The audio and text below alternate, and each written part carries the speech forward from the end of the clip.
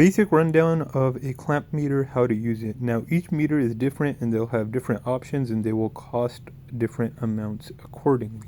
This has several options. It could measure amps, up to 400 amps and 40 amps. It measures both AC and DC voltage. It measures capacitance and resistance. It measures continuity. It measures frequency, and it measures whether the circuit is live with non-contact voltage.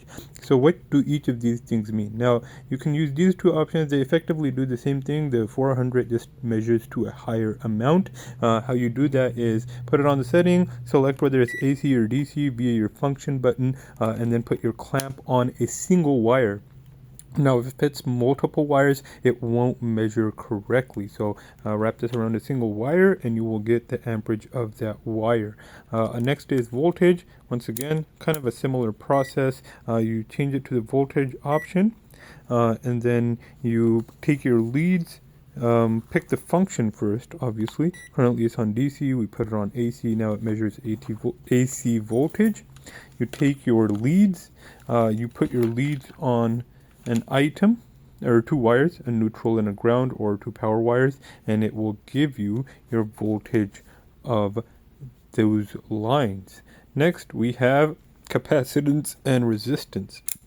Now, capacitance and resistance, resistance measures ohms, and then capacitance measures microfarads. Capacitance is usually for capacitors. Thing you have to note about capacitance measurement is you have to put it on the capacitor, wait a couple of seconds, it charges the capacitor, and then it measures the capacitance of it. And then you get your continuity. Currently is saying OL, which means open line, which is an open circuit. It beeps when you touch both of the leads together, letting you know that there is a connection and it's not an open line. So there goes the beep.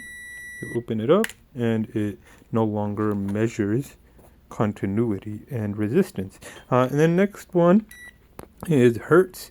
Hertz just measures your frequency. In the US, more often than not, if not always, you'll have 60 hertz. Outside of the US, I believe it's usually 50.